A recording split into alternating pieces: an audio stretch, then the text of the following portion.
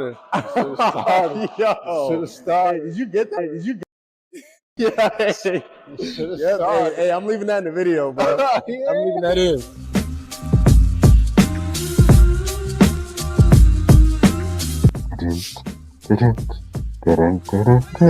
Well, I know.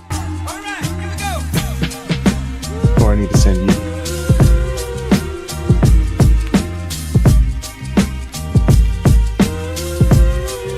Hey, where's my camera? Hey, Pete, yep. Hey, Pete. As soon as we said that, he said put me on game. I don't. Oh, bro.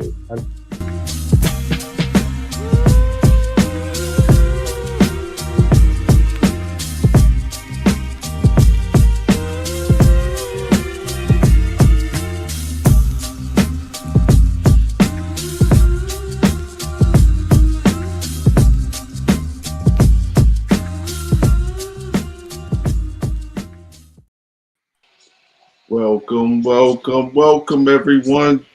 Another episode of GSM Gumball Sports Machine. Where what do we do, fellas? Like, love, laugh, We cry. cry. We We for ain't sure crying. cry. We crash out. We for sure. D-Lo crying today. We for sure crying. My bad, homie. But yeah, shouts out to the bros who pulled up. You know, you already know. Got D-Lo in the building. Got my guy Kev. You know, he's repping his team. Real nasty work today. It's a foul day to do that. It's a foul day to do that, brother. Like, come on, man. Why would you do that today? Of all days, you picked today to do the whole set? It's a great day to do it, man. Nah, it's a great day to do it. Nah, he know what he was doing.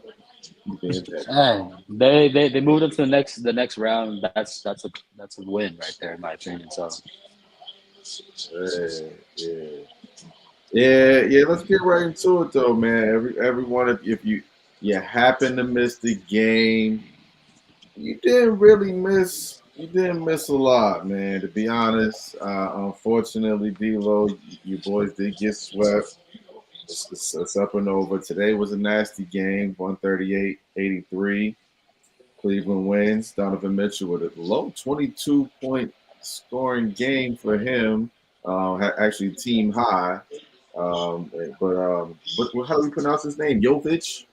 How do we pronounce it? Yeah, it's actually game high with 24 off the bench, which is a good look, you know, heading into the future. But how you feel, Lo? We're gonna get the ugly out the way, man.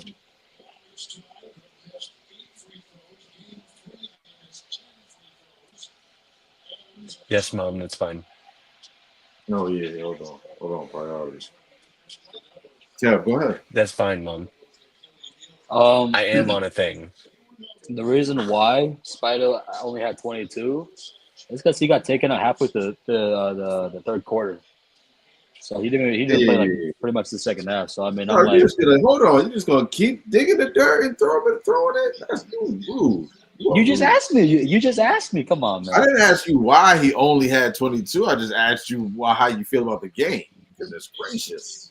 I actually missed a good chunk of the first quarter because I just got off of work too. So I didn't get to see much of it, but from what I've seen, I just seen it was a 30-8 run in the beginning of the game, and then after that they just never looked back. So I didn't really get to see the run. All I got to see was just kind of like building onto the lead. That's pretty much it, and they never looked back after that. Yeah, man, it was ugly. They scored more in the first quarter than the Heat did in the first half. That just tells you all that you need to know. I mean, it was ugly. We couldn't throw the ball on the earth, let alone the ocean. Or not even in the earth. There was nothing happening. It sucks, but I feel like this was inevitable, right? You can't have Tyler or Bam be your one. They're just not ones. They needed a guy like Jimmy Butler. He was the guy that made everything work. Kev said it in our group chat. Um, and we just don't have that. So, you know, I'm really not. I'm not a not. whole lot to say. It was ugly.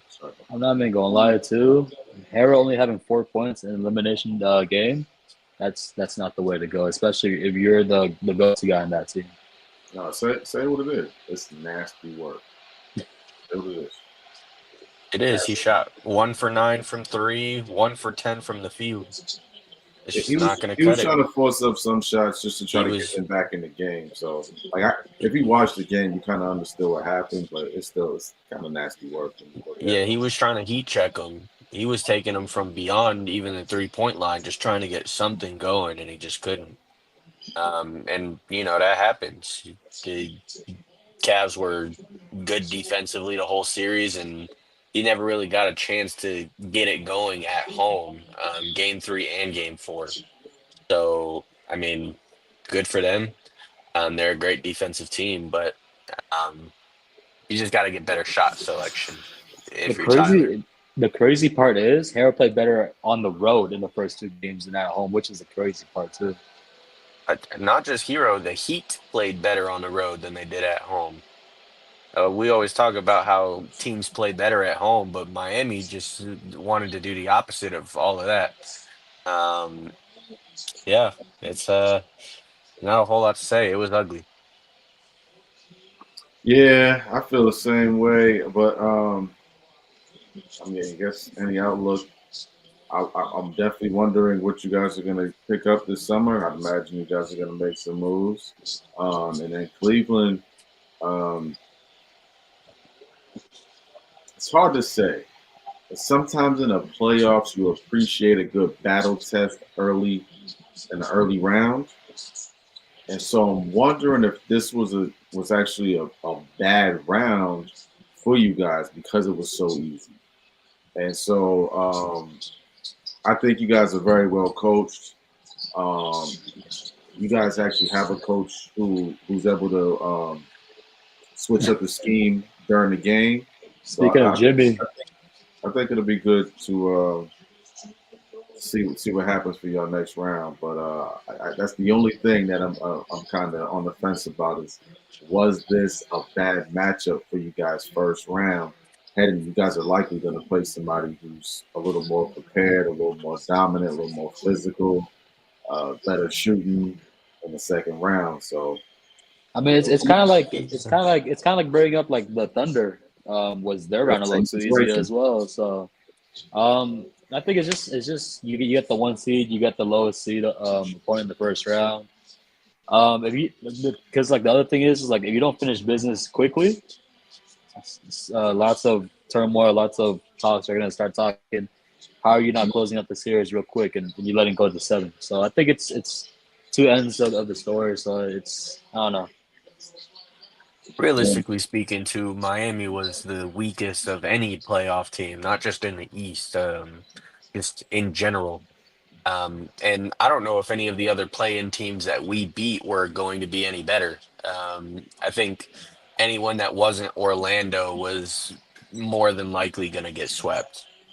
Um, so, I mean, yeah, you would kind of like that early round series to, you know, prove your dominance, get some kinks out of the way, but at the end of the day, they took care of business, and that's what you expect from the 1 seed going up against the 8. Yep, yep, yep, I agree. Let's jump to this current game, I guess. Let's check it out. Let's see what we got. What's the score right now? It's neck 77-80. and neck. Golden State. Let's check these scoring leaders real quick. Şengün's playing a good second half right now too. That's the crazy part too. He's balling right now. We talk about Sengun, but Fred Makes has some been great today. big shots. I mean, it's about damn time because he's been very consistent this whole series. Yeah, he's Fred VanVleet, 6'9" from three. That's all he's hit is 3-pointers. And then we got Sengun with 21 and 7. On the other side, we got BP leading the team with 21. Wow. Okay. 5 for Shout out 8. Pogs, man. Shout out Pogs. Yeah, Yeah, BP. Steph and Okay. Jimmy haven't really gotten it going. Yeah, it's been a mucky game, man. I think that it actually is in the Rockets' favor. I think that Golden State could do without that. It's actually weird because to me that's typically Draymond and Jimmy's style of basketball. But honestly, this is what the Rockets want. You got a lot more players who love that style of play on that side. Mhm. Even their coach likes to get a little monkey, you know. So it'd be interesting for the next game if the Rockets do pull this one out, because that means the next game is a much more important game. And Usually, it's in Houston. yeah, yeah. Who you guys? Who'd you pick for the win for tonight? For tonight, um, I actually had Golden State winning this game tonight, Mm, but I picked Houston in 6, so okay. So either way, it's kind of in your either favor. way, yeah. Do you Okay. have But do, do you have all of our picks, or is it Jamal that only has it? Small has it. I'm pretty Jamal sure I picked has it, Golden yeah. State though. Yeah, I think you both picked Golden State in like 6 or 7. So, yeah. Yeah, this is an interesting series, man. Um, I did want to jump into another topic and see how you guys feel about just honestly continue on what I was just saying about this series being mucked up. Just the playoffs in general have been a little more physical than usual. It almost reminds people of that old 80s, 90s style of basketball. A lot of fouls, a lot of, tussles, whatever you want to call it, throughout the game. What do you feel is what's why we have this new added dynamic to the game? What's going on? Is it really people just hating one another, the teams? Is it just rivalries, or what's going on? Yeah, I feel like it's just rivalries in general. I think that that's really what the game has been missing for a while now. Outside of, recency, any team with LeBron was really the the rival. Do you think Cleveland and Golden State, or Miami and San Antonio before that? Um, Up until the, Kobe and the Celtics. So I I think right now they're just missing that it rivalry. Um, Now that Jimmy is out of Miami, a lot of people thought that that was Miami and Boston for the past couple of years, actually. That they've been going at it, and so now that Jimmy's out of there, they're kind of, where's the next rivalry gonna come from? Um, and I don't think there is one right now. So a lot of teams are just playing physical, and trying to get something going for their team, but also just in general. Um, so it's been interesting to see. Playoffs have always been this way, in my opinion. They've always been a lot more physical than the regular season in particular. It's a lot less transition, if you noticed. It's a lot more half court offense, possession based in the playoffs, and mm, that I think it's good for the game. During the regular season, everyone is always talking about, oh, there's too many three shot, and I think a lot of that has to do with transition in general. A lot of teams like to shoot those transition threes.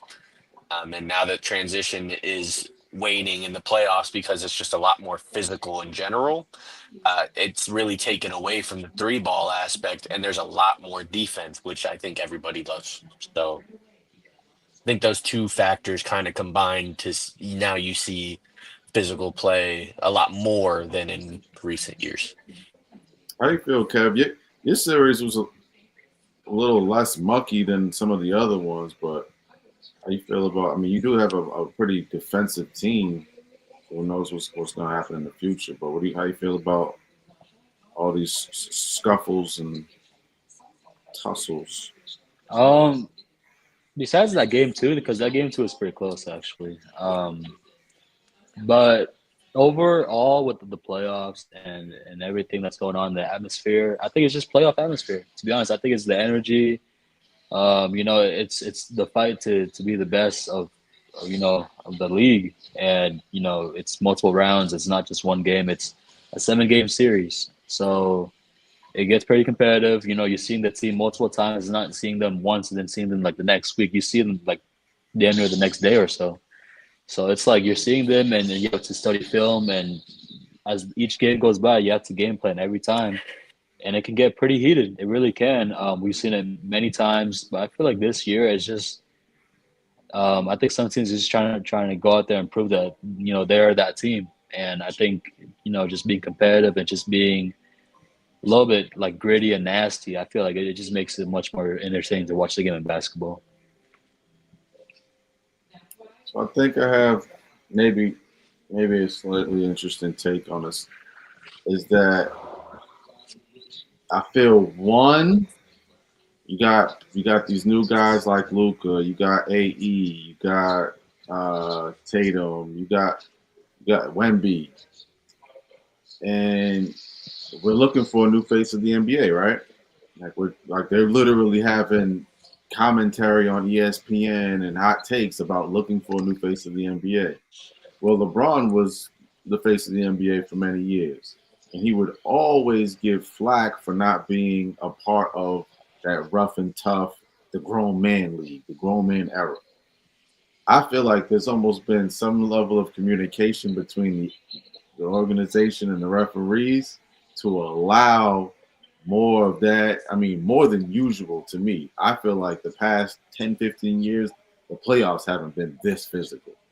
They've been like, of course, the playoffs get more physical than regular season, but I don't feel like they've been allowing this much physicality.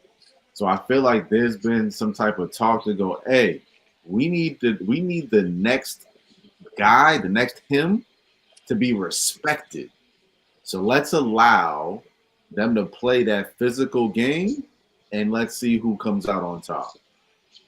And because I feel like you won't be able to talk about whoever that next guy is, Cooper Flag, whoever that guy is, the way that people talk about LeBron, because we're seeing a different level of physicality moving forward. So that's just part of one of my takes on that. And, I and think I that honestly think someone like AE, I feel like with him is just physicality. Like he's always looking for contact, and he might like in my opinion, I feel like he might be the guy. He's to be the face of the league. He's 23, 24, I think, and he's already getting his recognition as one of the best players in the league. In my opinion, he is the best shooting guard in the league, and I think he's just going to keep skyrocketing for many years to come. And I'm excited to see how he plays throughout his career.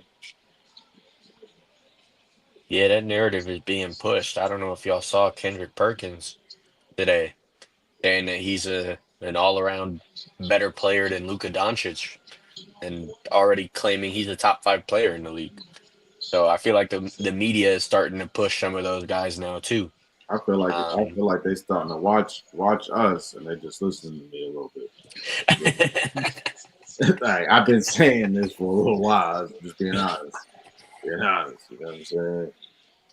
But no, I think that I agree. AE's built for this level of physicality moving forward. Like he's 23 and he's already prepared for this type of physical basketball. Another guy that I feel is built, Paulo Banchero.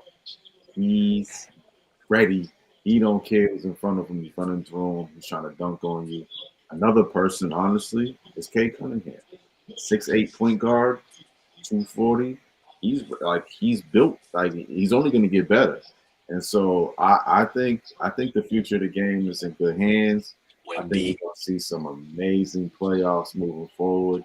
I'm honestly interested to see what happens with definitely Lowe's team. I don't see how you guys get any better this summer. Honestly, Kev, I think y'all will stay pat. Y'all might have to figure out a piece to move because y'all got some valuable pieces that really ain't getting a lot of run right now. But Lo, I'm definitely interested to see what you guys do with Jaime. Hey, listen, and I think that there is potential for a lot of movement this summer.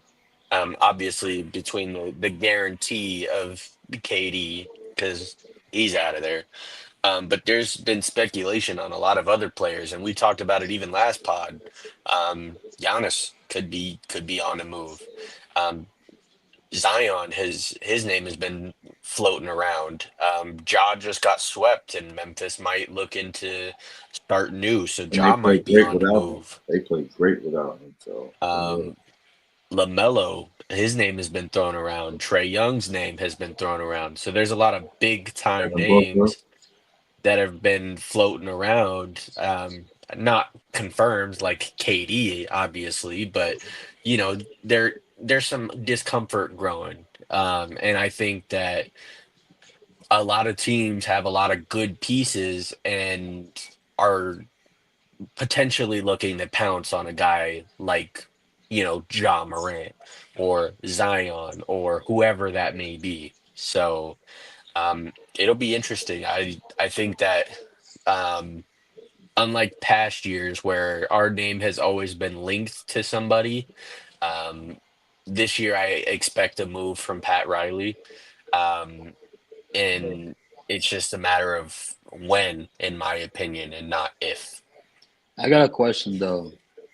If they do make a move for Giannis, would you trade Bam? Because would those two guys coexist together? Because it'll be a little crowded driving into the paint.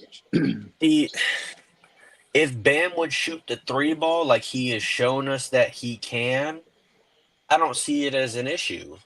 I think the thing is that can Miami get Giannis without giving up Bam? And I don't think that's the case. I think you have to give up one of either Bam or Tyler. And based on how Pat Riley has viewed Tyler, as we all know, he wouldn't give him up for a Dame or any of these other big name guys, Kyrie, KD.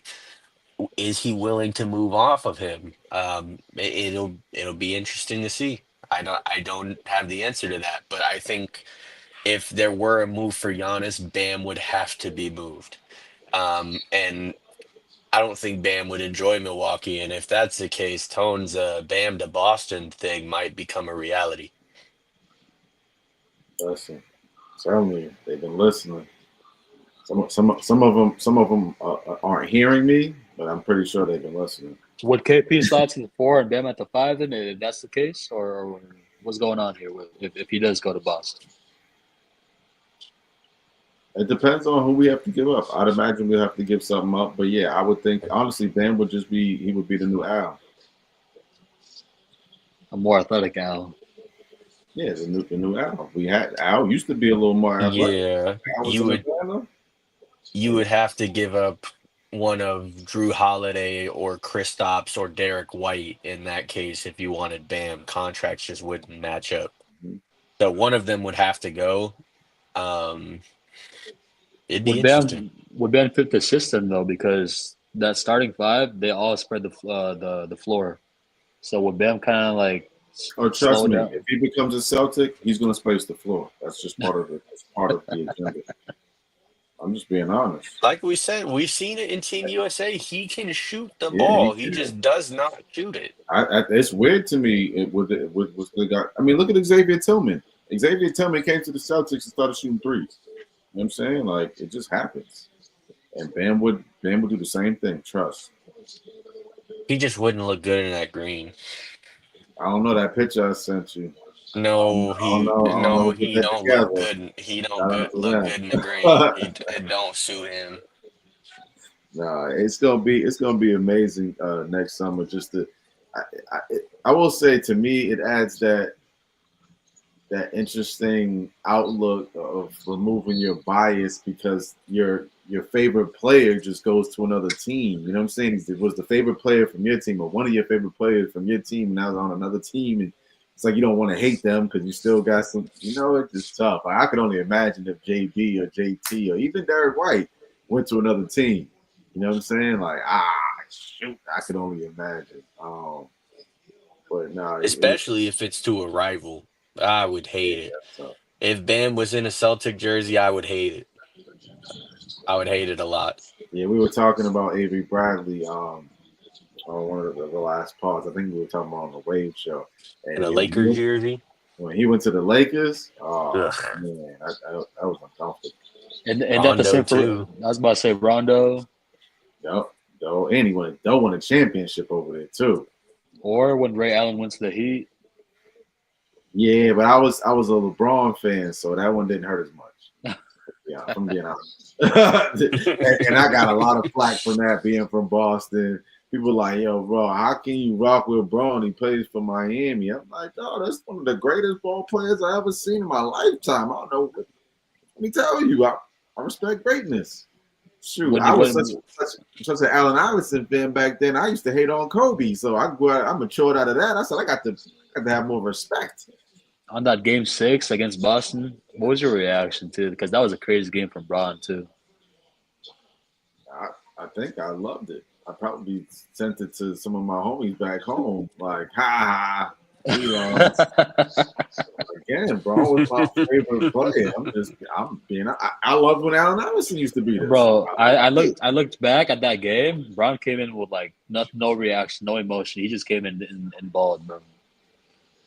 I'm like, when you think about like traditional, I'm talking about hardcore traditional fans. Those old school Boston dudes that hate me. Like I'm pretty sure some of them do hate me. Like so quick story. I went to the last actual game in the Boston Garden, the old Boston Garden, the original. I went to the last game. It was, I believe, in 1994. It was 1993-94. Orlando Magic versus the Boston Celtics. Shaq and That Penny. was Shaq, yeah. Shaq and Penny. Penny's my favorite player. And so I think it was game 5. Pretty sure it was game 5. Yeah. Yeah, that's the year that they went to the finals, huh? They came and smacked us up.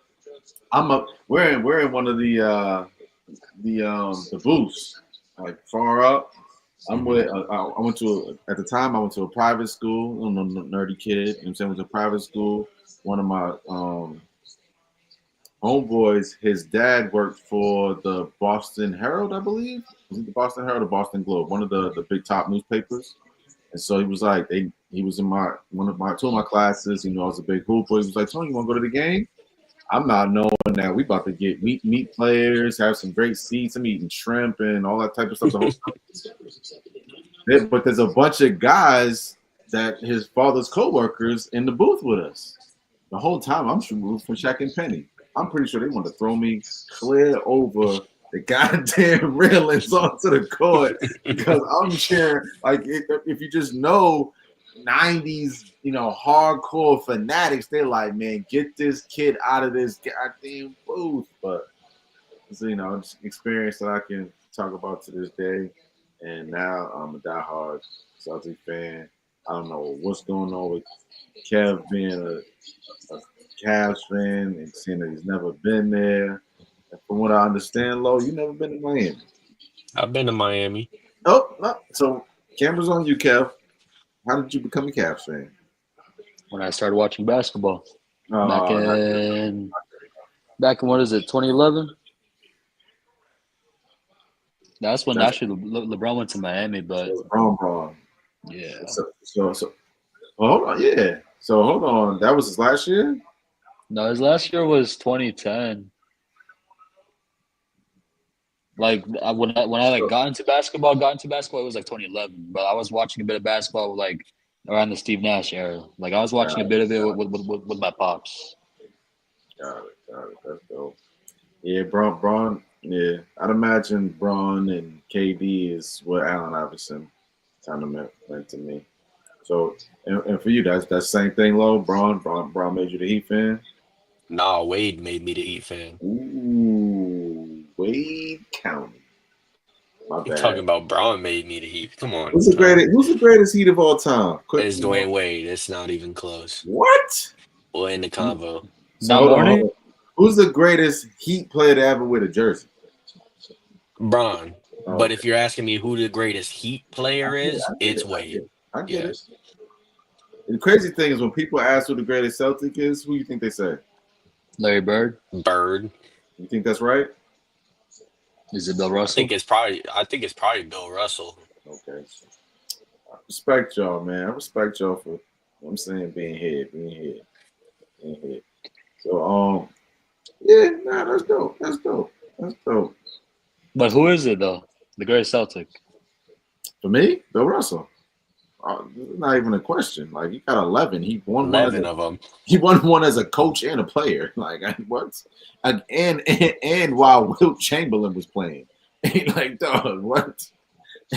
This man 7'4", you 6'10", 6'8", and you beating him, and they talk about this man scored 100 points. We ain't seen it. We never seen it. We ain't still to this day. We done still seen ain't a never whole lot seen of it. other stuff before that happened. But we still never seen footage. All we seen is the man holding up a piece of paper with a number on it. The government hiding that classified Area 51. They never gonna release that. We'll see aliens before we see the footage. Yeah. We will meet aliens before we see that footage and the Jordan versus LeBron game. I bet money on that one. Yeah. What we got, Kat? What's the score of that game? I know that's what you're checking. What's the score? It's a 1-point game. Houston up by 1. Never mind, they're up by 3.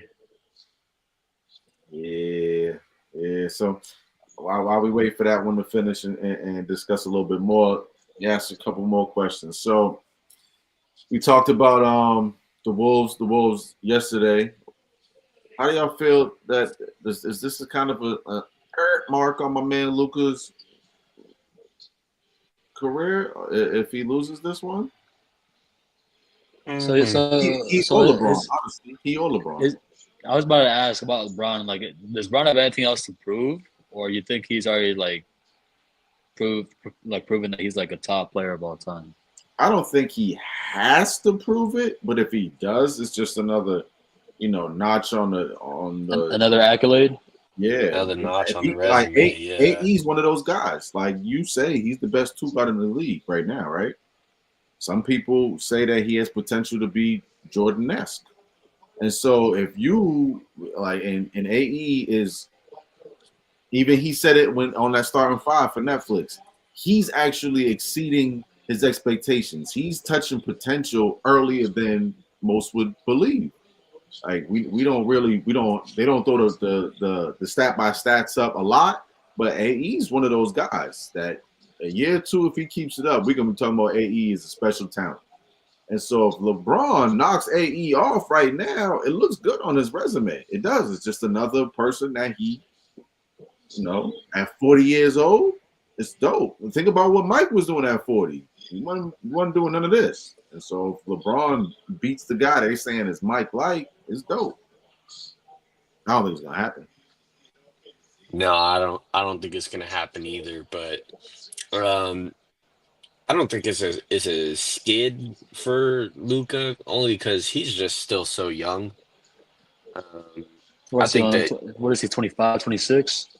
Yeah, he's somewhere in that range, and we all know the peak is from anywhere from 26 to 32, give or take, in that range. Span of 6-7 years is really your prime years, and I think that he's just hit the beginning of it. So I mean, I don't necessarily think that it's a skid. Will we look back and say he probably should have won more? Yeah, maybe. But if we start looking at Ant as the player that people are starting to talk about, I don't necessarily think that you can hold it against Luka or LeBron in this case, especially with people calling him, MJ the third, right behind obviously him and Kobe. So, um, you know, it's tough. I don't necessarily think so. If we're putting Ant in that potential category of being a top player ever, in terms of potential. I have a question for both of you guys, though. Say if Ant does somehow win the finals this year, and it's a big if, what would you rank him as a top shooting guard of all time, as of right now? Yeah, he Like ain't there of yet. all time? Of all time. He ain't there yet. Yeah, that's tough to. Would he be top 10 of all time? Yeah or no? Here's a variable within this equation is how he wins. Like if he goes to the finals and scores 42 every game and carries them, it's different versus I'm gonna say like 35. Average 35 points per game. Yeah, like when you think about greatness, I will say consistency matters. But if he won and does it, that's what type of work that D Wade did. D Wade went out there real young and carried that team to a chip, and we started putting weight on that pedestal. I also think it depends on who they beat too. If he runs through number one, probably most likely MVP led OKC, and then follows that up by beating either one of Cleveland or Boston, as we assume that those are the two coming out of the East. And he plays at a high enough level on a D Wade esque, level. I don't see why you can't start putting him in the upper echelon. Um, Obviously he's still so young, and there's a lot of things that a lot of those top shooting guard guys have that he doesn't, just in terms of longevity standpoint. Oh But my if god. if you want to go peak for peak, um, and look at this year and this finals run and compare it to some of the other legends, I wouldn't be mad at you. But this is all a big if on if he does it. And with the way OKC has played, I don't know. So, real quick, yeah, how do y'all feel? Now that we've reached the end of the season, regular season, and we're now in playoffs, so 2 weeks into the playoffs, do y'all feel like the power rankings have been adjusted since the beginning of the season? No. So your top five is still the same top five? I know you remember, Tone, but coming into this season, I said OKC was going to be the champions. I'm sorry, I don't mean teams. I mean players. Oh, players. The top 5 players? I thought you was talking teams. Yeah, my bad. I didn't clarify. I've been raving OKC since the start of this year. You definitely were. But no, I don't really think that that's changed either. I still think that I have the 5 guys that I think are still the best in the league. Jokic, Luka, Giannis, Tatum, and SGA. I think those 5, and you could really put them in any order. Ordered however you like. I think those are the definitive, in my opinion, top 5. But with the narratives going around about Luka, not just offensively but defensively as well. Um, if you want to drop him and move somebody else in there, I wouldn't be mad at you. So yeah, now that we're in the playoffs, I would ask, and you can answer next, Kev. But I would ask like Brunson, him getting that most clutch, him balling out thus far in the playoffs. And then of course Anthony Edwards, I would ask, since he's been balling out I say since All-Star break. And then another person who I would honestly throw in there that I think you have to watch their games and understand basketball a little bit more. But I like y'all's basketball knowledge. We chopped it up many times.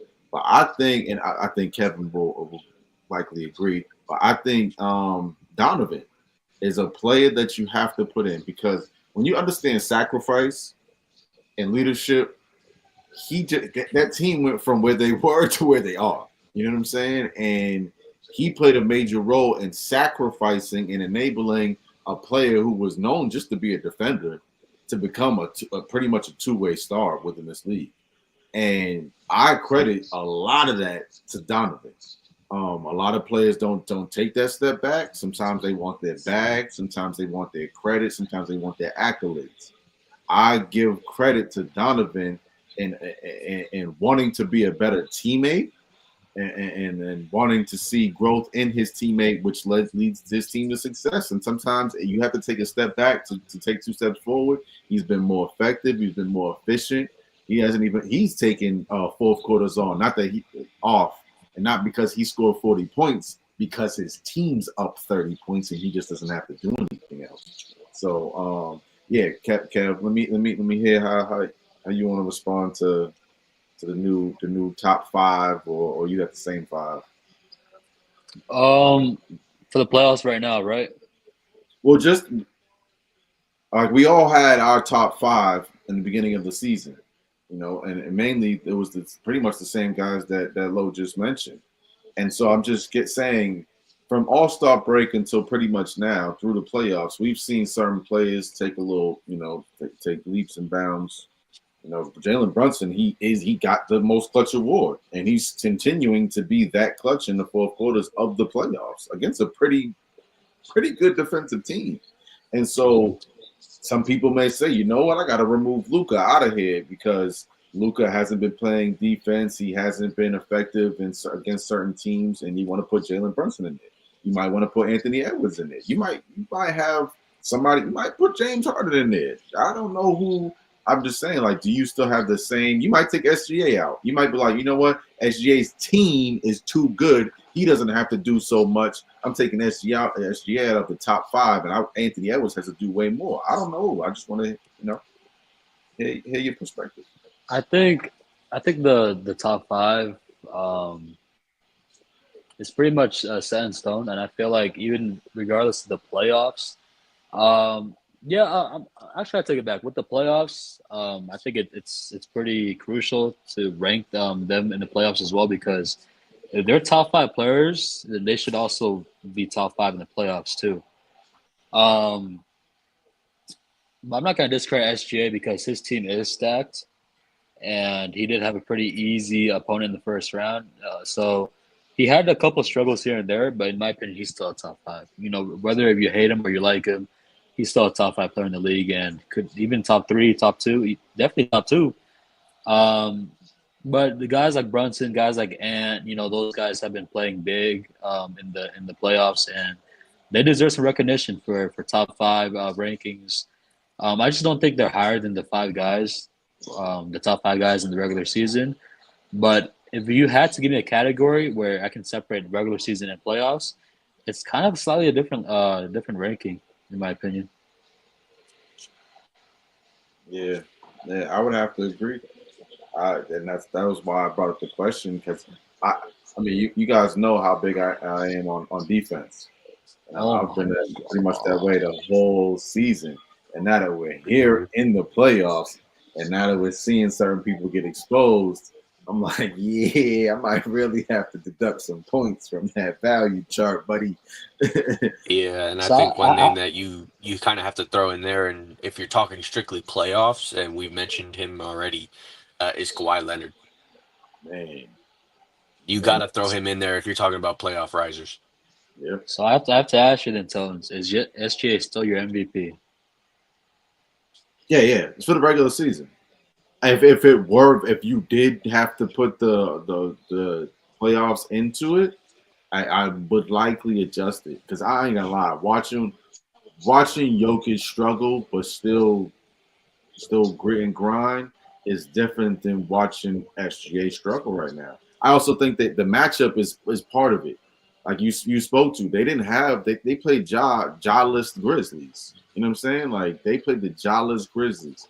And so SGA didn't even have to ball. He didn't. You saw in game 1, they won by 50 plus, and he only had like a dozen points? He had like 15 or something like that. Points. Yeah. But he also got better from game to game until obviously game 4 was his best game of the series. So I definitely think he has leadership qualities also that, he actually is a positive influence on the court even when he's not balling. But I feel like we all knew that coming in with OKC. I thought the factor that everyone was going to look at was J-Dub and Chet and how they would step up and perform because obviously you can't rely on SGA to do everything, right? And that goes with anybody in the league. You can't rely on JT to do everything or Mitch to do everything. Like other guys have to step up. And I think that's what they were missing last year was that second riser. And I think J-Dub in particular has stepped up to the challenge and he's been phenomenal to start these playoffs. But so is just OKC in general. And I thought that coming in this year, that experience from last year and their growth, along with the pieces that they picked up, Alex Caruso was phenomenal in the first round. And, that's a piece that they thought was a glue guy that they could get off the bench and really help them. And he has. And he's got the experience. So Say yeah, I mean, Hartenstein. Hartenstein was another big pickup for them, and he opens their game up, especially for Chet to go, sit in the corner and spot up, and he's been shooting it well. He So takes pressure off of Chet too. He doesn't have to bang with the opposing centers in the playoffs, so that's big for them. Yep, yeah, that wear and tear that happens to your body throughout the game when somebody keep leaning and bumping on you. Chet don't got to deal with none of that. No, they Like got they, imagine the next round they face Jokic and the Nuggets. He doesn't have to guard Jokic pretty much the whole series. yeah. As amazing as this round has been, I can't wait for the next round. Honestly, I cannot wait. there's Like gonna be a lot of good rounds. we get what Knicks Celtics, Probably. likely. Yeah, we could just start predicting it now, right? I feel like most of them are pretty set in stone outside of the game that's currently going. And then Because Nuggets and I feel, Clippers. and then Nuggets and Clippers, I feel like those two series can go either way. But in the East, I feel like it's set, right? Yeah, Um, Knicks Celtics. Knicks, Celtics, and Pacers, then Cavs. Pacers, Cavs. Both are going to be great series. Oh, Both of them are going to be great series. I, So I will say that I would think that Kev's series is going to be a little more competitive just based off of the regular season, which I probably shouldn't do. Playoffs is always different. But Um, I'd also like to point out too is two of those games, the Cavs didn't play any of their starters too, and so you also got to look at the box score as well and see who played and who didn't play as well. well, I think yeah, he's in reference of the Knicks going 0-12 against the top teams. I think that's what he's in reference of. No, Um, I'm talking about the Cavs and the Pacers series in the regular season. yeah, but that's why he was saying your guys' series is going to be more competitive because he doesn't think that the Knicks are competing with the top teams I mean, because they playoff went Brunson. 0-12. We brought But playoff Brunson. I mean, yeah, like Tone said, playoffs are a different game. They could flip a switch, and Brunson is. Uh, let me let me chill out on that because he did roll his ankle just last game, but he is relatively healthy speaking. Obviously, last year he missed Game 7 1 point in. game, 40 seconds. Yeah, he missed Game 7 of that Pacers series. So, um, if they can you close know, out it's tomorrow, I feel like that'd be big for him to get some rest for the next yeah, series. they have to close it out tomorrow for sure. Um, I'm not worried about Indy at this point. I think they'll close it out at home tomorrow too. So yeah, Yeah, it'll no the Dame. East is gonna get good. Sorry, Jesse. Yeah, no Dame. That one's over, Yeah, man. no Dame. You're relying on Bobby Portis or Gary Trent Jr. to score 40. Like I can't, I wanted to believe, but I can't. I feel bad for Giannis, man. It's a bad way to go out. It Bad way is, to and go out. 3 years in a again, row. it's going to be interesting to see what he does. 3 years in a row, first round exit. Obviously, last year he didn't play, but Yeah, it still happens hits how it on him. happens. Yep, Hmm. it still hits on him. So yeah, it's So, tough. how do y'all have that Celtics if it so happens Celtics Knicks series panning out? How y'all have that panning out? I'm gonna go and It's, like predict a series prediction. Yeah, Give me the season five. Oh, six. mm, yeah, I, I don't know. I I mean, like I like five, defensively. but six it could be also be reasonable as well. I like defensively how New York is playing. Even Cat to a degree has been a lot better than he is. Not saying that he's been just a great defender, but he's been better than he was in the regular season. Um, and I think part of it is that in this upcoming series, if they move on, is that Kristaps Porzingis is mainly on the 3-point line. And that throws a lot of teams off. But the same could be said about the Knicks. Cat will be on that 3-point line, so can Porzingis really be a shot blocker, um, and be a difference maker? And obviously, we know perimeter defense. The Knicks love it. OG, McHale, Josh. But that goes both ways. JT and JB, they're two ways. Derek White is so gritty. Drew Holiday. So it's going to be a good series for sure. I could definitely see it going 7. I don't think it goes any less than 6. But I'm going to take Boston. I'm going to take Boston in 6. I will say though, is in that series they will be attacking Towns, and Towns will be ready for the switches. Yeah. I don't want to, especially after I gave. Take I away gave bias. Orlando- Take away bias. Take away the bias. Yeah, I gave. No, I'm just saying. Well, I gave Orlando a game, so it's like, And they got a game. And they got one. yeah, and that's something like it'd be tough for me not to give the Knicks at least a game, but I want to give them 2. But I like just again thinking about what happened during the regular season. I think we could beat them in 5. If we get Drew back after if we win tomorrow, we get Drew back a little more healthy for that series. Again, up front, we're gonna have Derek White and Drew Holiday defending on Brunson. Like they're gonna have to hide Brunson. We're not hiding anyone on defense. If anything, we're hiding Porzingis, but we don't mind that. You know what I'm saying? And then it's a little bit different for Cat because he didn't have to guard Jalen Duren. You know what I'm saying? He didn't have to guard him on the perimeter. He's more or less trying to pick and roll and then attack the paint and look for lobs or grab offensive rebounds. Mhm. But he's going to have to guard Porzingis. So it's going to be a little bit different of a matchup. I'm excited to see it. I think that we need this. Again, it's all preparation. Like, as I looked at the series, I'm like, oh, yeah, this is a buildup for us. Wow. Whenever we get on the West, it's a perfect buildup. Don't tell me what happened. I'm probably 10 seconds behind. Don't tell me what Yeah, I'm behind too. happened. It's just now coming back. I need to see what happens right here, man.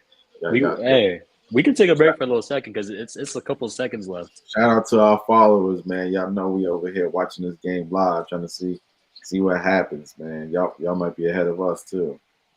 Yeah, man. Don't leave nothing in the comments yet. Nah, but hey, like you said, playoff basketball is different. I don't think that you could go in and expect the Knicks to be as bad as they were in the regular season against these top teams, especially with Brunson and Cat playing it the way that they are. So it'll definitely be interesting. Like I said, I don't see it going less than 6. Are we gonna see more of Mitchell Robinson in that series though? You can't. Especially It won't work. because because Mitchell Robinson is a better rim protector than Cat. Yeah, It just but isn't. Porzingis don't gotta guard him. That's why I'm thinking like, are they gonna run some type of even zone look where they keep Mitchell in the paint? But why would you put him up? You're taking away from your offense. Yeah, I don't even think because Mitchell Robinson really hasn't been on the floor all that much. If you watch the Pistons series, he's maybe getting like 10-ish minutes, 10 to 13. He takes away from their offense if he's out there. You're eliminating spacing, shooting, of course. And especially later, Al Horford can shoot off the bench. So you're spacing Mitchell Robinson. So you're taking him away from the defense too. And I know we talk about it with Rudy all the time, but big men that can't shoot and it can only play defense, and then you space them out so that they are just taken away from the game, it affects them. So it's just part of how the league is. Ain't no way. He airballed it. Ain't no way. I think that they go small ball a lot more in this series, especially when Towns is on the bench. I think they run someone like OG at the 5. You don't think they're gonna run someone like a Josh Hart at the 5, maybe? I mean, they could. They sure could. Well, this show is called. Hey, I'm not gonna lie either. 3 Cancun for a reason. I think we just added somebody to the list, man. Kyson, Kyson, we are so sorry. If there's anybody else, I don't think you want anyone else taking that shot. We're gonna welcome our host, to the show. Like, I don't think you want anyone else taking that shot with how he shot today. I Hold mean, No, on. he shot amazing today. He shot. What are What we was he? looking 8 for at? 13. yeah, like I don't. What is this? Some There's type no of one else that. Undertaker? Hold on. What was Undertaker's brother's name? Kane. What is some type Kane. of Kane? What we got going on?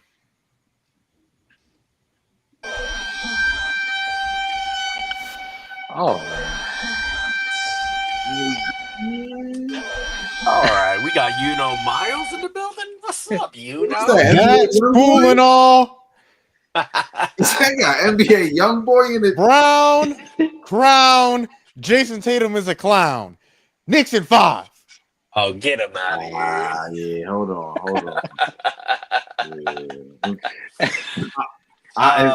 Yeah. Yeah. How's it feel?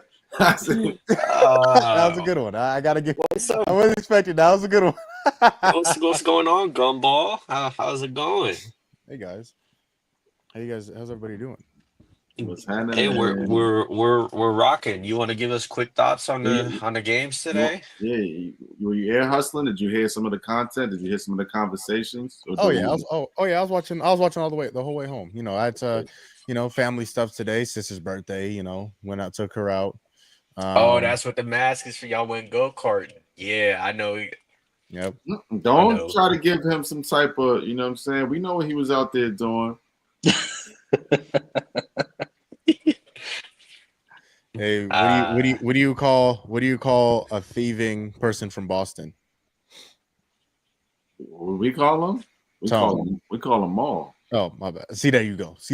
I see, there you go. Hey, you can't just throw me a hoop like that. I'm fancy with him. Took brothers in town too. So we went to iFly, the indoor skydiving. That was pretty interesting. Mm-hmm. iFly and then went go-karting, man. So yeah. So apologies while I'm a little late. Or like an hour late. So yeah, like an hour, but it's fine. Give us a quick rundown on the games today. We'll get into something else. Yeah, listen, I don't even know what just happened on the Golden State and Rockets game. They won. That guy won right there. What a great guy. Was he good today? How was he? No, he was pretty ass, but he had like Jimmy. No, Jimmy had like 25, didn't he? I have no idea. Jimmy Butler? Paz was the leading scorer when we checked last. Yeah, so he been on 25. So the Warriors are up 3-1 now, it looks like. Yeah, they just won by 3. Yeah. Somebody's likely joining LeBron and them in Cancun soon. Cancun on 3. 1, 2, 3. Jimmy Butler actually was the leading I gotta scorer. check He had on 27 Kyson. points. Huh? Hey, it's all right. Butler was the leading scorer with 27 points. I will say my prediction was Warriors in 5. Hey, Gumball, Kyson can come join us in Cancun because I'm heading there right now too. You know what I mean? That man is a Knicks fan. Can you high five me, D-Lo? Just leaving me hanging? Maul said he's trying to start a Cancun team.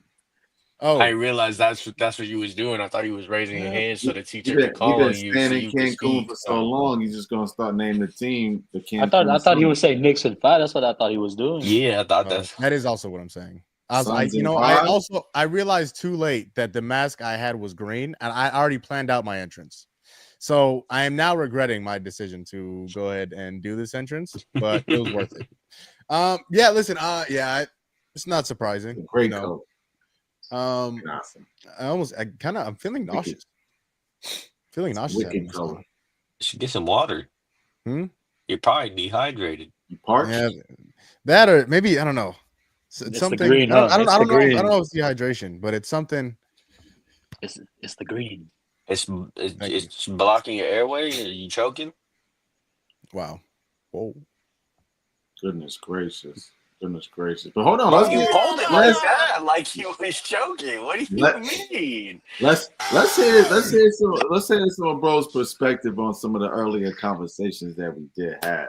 Yeah. Let's chop it up real quick. How you feel about the these guys' teams? It's kind of a clean sweep, but say how you feel. I promise there's no shade that he had zero chance. he had zero chance against a team like the Cavs, who have been playing like one of the top 3 teams in the league all year. That was the biggest thing to me. It's nothing against the Heat. It's just how, and again, I'm not discrediting the Heat. I'm crediting the Cavs. That is a very, very good basketball team over there. I'm not surprised at all what they did to the Cavs.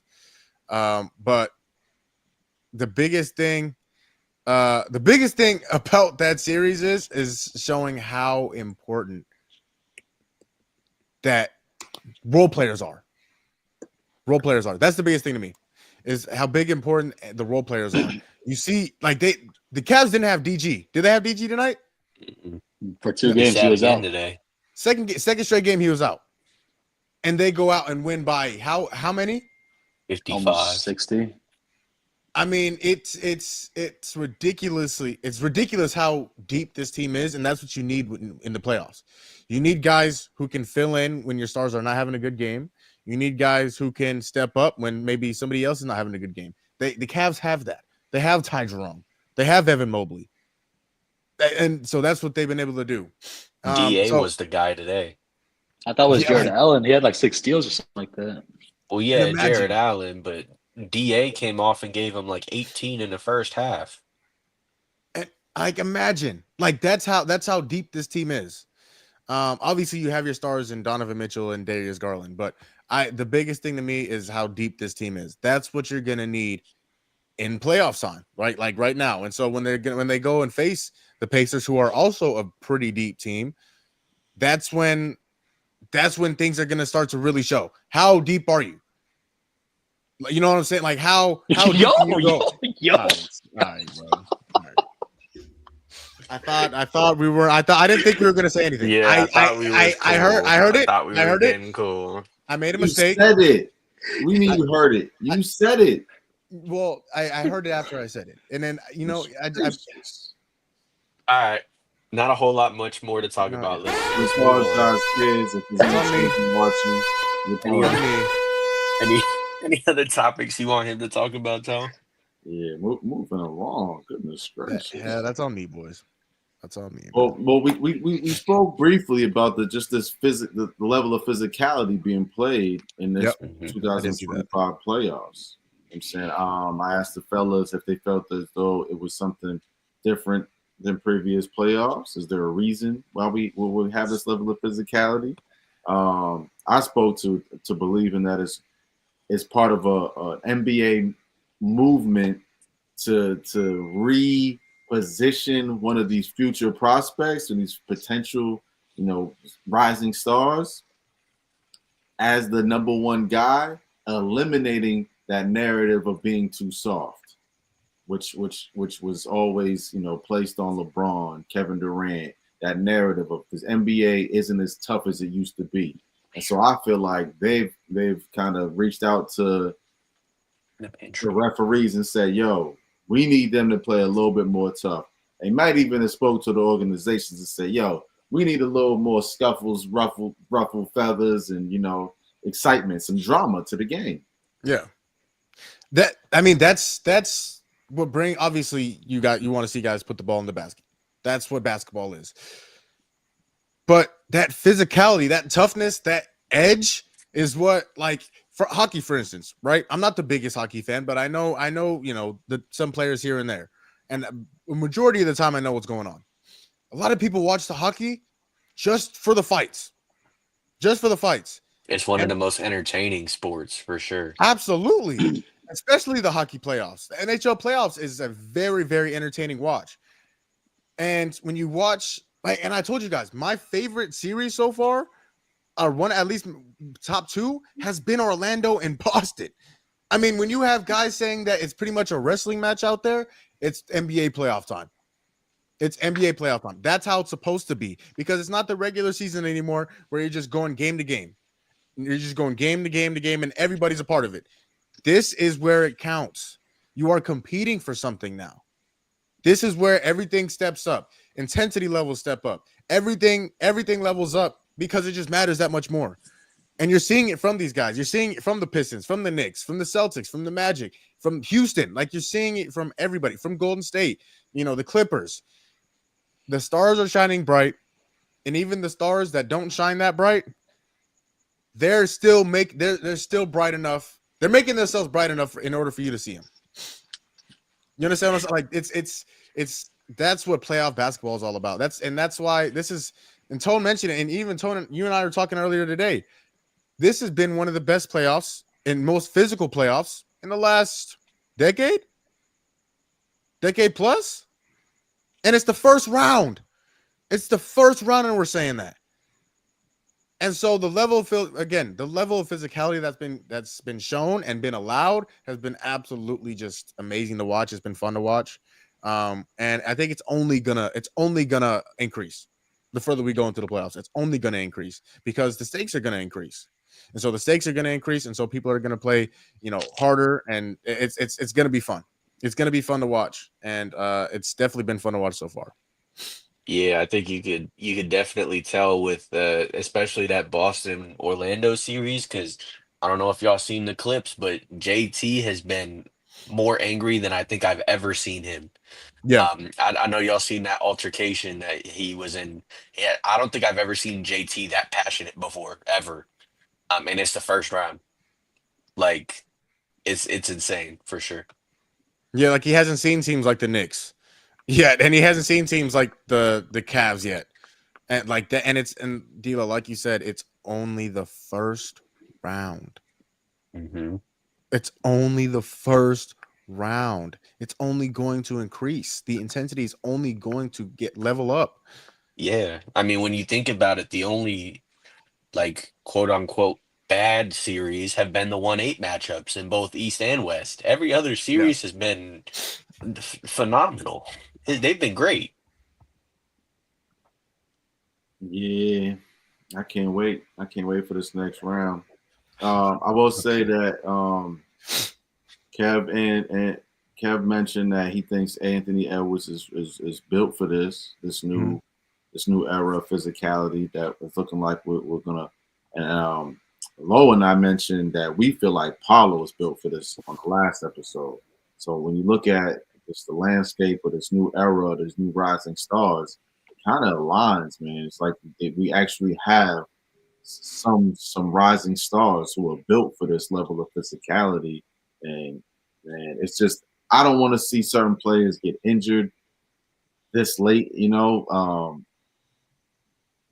Whoever wins the championship, I mean, I hope my guys win it, but you just hate to hear that narrative. I hated to hear it. I mean, regardless, I appreciate us winning the championship, but you hate to hear certain narratives when people win. Like, of course, the bubble championship, when the Spurs went back in the day, when the shortened season, a lot of injuries from last year, so the Celtics won the injury chip.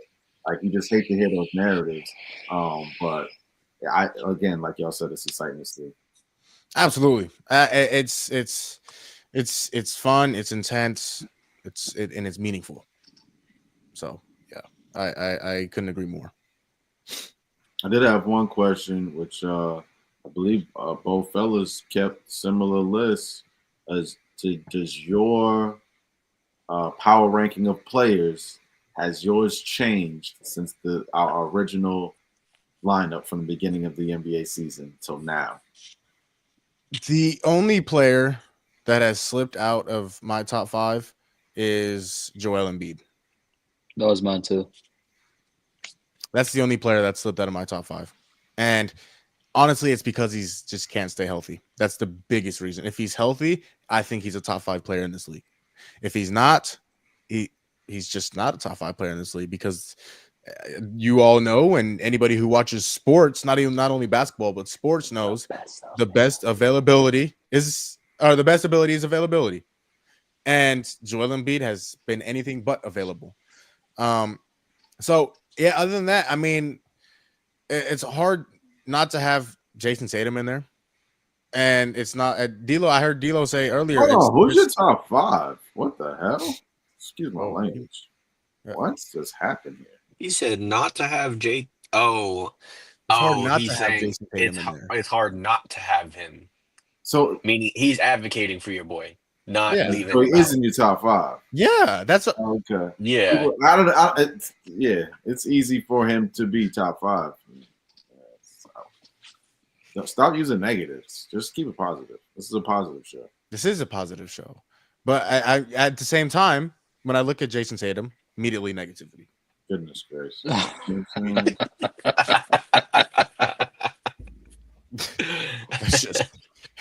There's nothing I can do about that. Well, hold on. Let's see your top 5 real quick. But yeah, well, who stepped in for Joel Embiid? It was Tatum. I mean, it was because I didn't have him in my top 5 beginning of the year. I just didn't. So yeah, that's what I want you to clarify. Let's hear your top Luka, 5. Giannis. I'm guessing Jokic, SGA. Giannis. Yep. Luka. Yep. SGA. Yep. And Tatum. And then Embiid would Embiid he just said he dropped. spot. He just said he dropped out of the top 5. Yeah. Jason Tatum is now taking disrespect. Yo, JT. Yo, I apologize for my bro. Also, hold on. There was a question asked earlier in the show that I need to just immediately disqualify. It needs to be. I need to dead it right now. Okay. Kevin asked, if Anthony Edwards were to win a championship this year, would he be a top 10 shooting guard of all time? I've never heard anything more blasphemous in my 22-year-old life. Do you understand what I'm saying? I've never heard anything more blasphemous in my 22, almost 23-year-old life. Aren't there other 2 guards without championships who are in the top 10, right? This is where the conversation, this is where it's getting dead right now. Just because you have a championship does not make you better. Now, again, when you know what I'm saying? Like, if Anthony Edwards were to get a championship, he would not be above James Harden. No, I wouldn't say just James Harden. I'm looking at the whole thing, and if you look at where his career is projected to be, like you look at his trajectory, I kind of agree. Like once he won the championship, no, he's not top 10, but I do think he's very close. He's like. He gets another 2,000-3,000 points, and the way he's playing basketball, if he wins a championship, I don't see how he's not 2,000-3,000. So he'll get 2,000 points next year. If he wins a championship next year, would he be? He would be no MVPs, no All NBA first teams, no even top 5 in MVP voting. He could get All NBA first team this season. Actually, he still could. Yeah, he could. So did you hear the rest of the conversation? Because I feel like we were all in agreement when I said that it wouldn't put him as an overall top 10 best shooting guard. But if you were to go peak for peak of this year in alone, right, kind of like we did for D Wade in 06, he would be up there if he were to win. Especially if he beats an OKC in the WCF and beats a Boston Celtics in the finals. I don't think both teams with 60+ wins. As a peak, as a peak. As a peak. Yeah, like if he were to average 35 to 40 like top 10, in an NBA final. Just think about where you were when Dwayne Wade won that championship and what the conversation was that entire summer. How great is he? Is he like people was putting him? Oh, he's the next Mike. Like just the conversation. They were claiming he was better than Kobe. They was claiming he was better than Kobe. One chip. I don't know. Like right now, right? There's really the shooting guard competition in the NBA right now is very lacking. I think there's 3 guys that you could say are definitive, like top. And then the drop off after those 3 guys is a big drop off. Outside of Book, Ant, and Mitch, there's a drop off. There's a huge drop off. The shooting guard might be the weakest position in the NBA. Right now. Know y'all didn't just disrespect my bro, dog. I'm out of here. Derek White, no, he's not in that conversation. He's just not. Who? He's just not. Who? He's not in the conversation of the elite guys like that. Who's not? Derek White, the bald man that wears number 9 in green. Man who plays better defense than every man y'all just mentioned. And couldn't plays. hold either one of them jock straps offensively. I'm not even gonna lie. Anthony Edwards is. Yeah, I don't think he plays better defense than Ant. Okay, let's that's very debatable though. That's not It's debatable. Derek White is a better defender than Anthony Edwards. What are we doing? I don't know. It's Games, very debatable. It's not Because, debatable. because It is. the one If thing he you has over watch Ant Ant is play shot blocking. defense, Which one has an All Derek NBA defensive White team and which one guards doesn't? the 1 through 5 the same way Marcus Smart used to. Switches everywhere and will block the shot. Minnesota does the not same just watch- thing. The last game, which we were one? Which on a- one has an it was All a NBA? fast break, and Derek White stopped it a 1-on-4. A 1-on-4. Caldwell Pope was trying to go get a layup. He stopped it because he ran him down. Then he turned around and stopped the 3 players that could have scored on him. And we started the whole fast break by himself. This is the type of stuff Derek White does in every single game. Derek White has been on the All NBA defensive team multiple times. Anthony Edwards has not seen an All NBA defensive team. Derek White is known for playing defense. He is one of the best defenders in this association. Anthony Edwards is a two-way, which means that doesn't mean he's not a very good defender, but that's not what he primarily does. And so when you take a guy like Anthony Edwards, who is the number 1 option on his team, who averages the most points on his team, who, hey, we need a bucket, go get a bucket here, where's 5?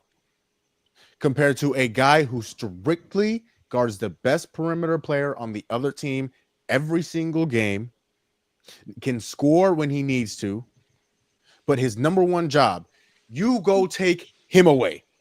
He will not beat us. He does not beat us. Anthony Edwards is not the best defender on his team, let alone better than Derek White. So again, yes, is Anthony Edwards the better player than Derek White? Absolutely. He is not the better defender. I don't know if I can name 5 players that are better defenders. Let me timestamp this, man. I never heard bro speak so. Listen, I don't. Yeah, I honestly actually cut this. Dump all of it. Dump the last 5 minutes. Dump all of it. Appreciate it. I just think when you watch them both, like they are very close. If you're just doing it based off of an eye test, They're not. I mean, I understand if you especially want to off say an eye test, especially off of an eye test. Derek don't White think averages so. almost a block a game, bro. That's what I'm saying. If you're looking at the stats, you No, but can go especially- Derek White. But you if could- you're looking at strictly eye tests, they are very, very similar. Again, Anthony Edwards doesn't guard the best player on the other team. He was just guarding LeBron, literally. Is LeBron the best player on his team? Is LeBron the best player on the team? I was just about to ask you that. was LeBron playing been like sitting it. in the corner. LeBron No. Playing like it and being it is 2 different things. Is LeBron James the best player on the Los Angeles Lakers? No. Okay, so why was Anthony Edwards not guarding Luka? When I see Derek White moving from Franz to Paulo to all over the place. And Derek White is 6'4". I understand. They're both 6'4". He's 6'4" too. I think y'all discredit Ant No, just no. because he puts the ball in the I basket. appreciate as a where AE primary. brings to the table. I'm never going to discredit AE, but I know what caliber defender Derek White is. I do too. I watch Anthony the Edwards. games. Anthony Edwards' defense is not on Derek White's level. Yeah, he's a very good defender, but he ain't Derek White. He ain't Derek White. I don't know. I don't know if I can name 5 defenders better than Derek White in the league. Are you talking strictly just defender in general? We talking perimeter? Like, what do you? Defense. I don't know if I can name 5 defenders better than everywhere. Derek White. On ball, perimeter. You got to be able to do it all. I can maybe off the top of my head. Let me see. I think Bam is a better defender. I think no. Wemby. I think Bam. I'll throw Wemby in that conversation. I think you throw Dyson based Dyson. on how he played this year. I think I would put Dyson in the category. I wouldn't put Dyson. Dyson he definitely plays the passing lanes very well, and he can thieve you on ball. But I've watched him play certain games where it seems like his experience matters, and it just yeah. Would you throw in the new Reading decoy?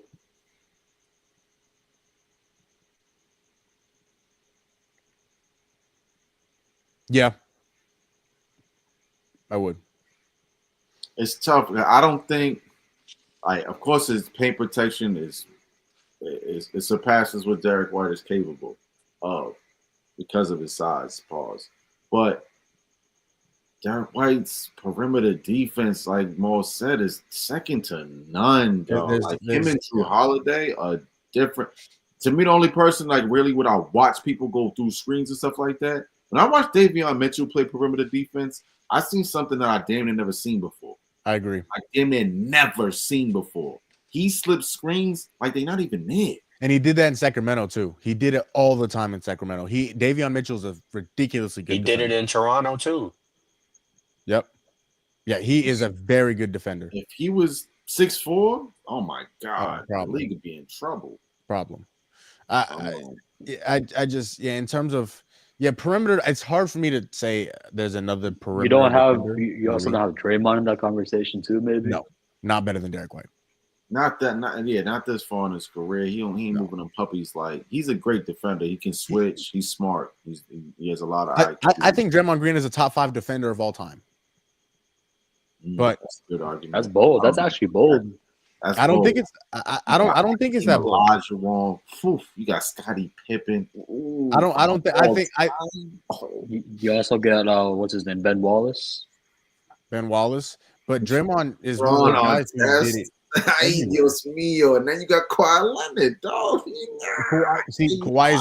Kawhi is top 3 for me. I just gave you 5. I gave you Hakeem Olajuwon. I gave you Scottie Pippen. Scottie, yeah. He gave you Ben Wallace, Ron Artest. No. I'm taking Draymond. Whoa, you don't have Tony Allen in there? I wasn't done. But you're not taking Ron Artest. I'm taking Draymond over Ron Artest. He said he's taking Draymond over Olajuwon. And you're also not gonna throw in Dennis Rodman too? Yeah, that was probably my next name. But he said he's taking Draymond over Olajuwon. Did y'all just skip over that? Nah, he didn't say that. Draymond could go the perimeter over Hakeem. You don't think Hakeem is getting fried by these point guards? No.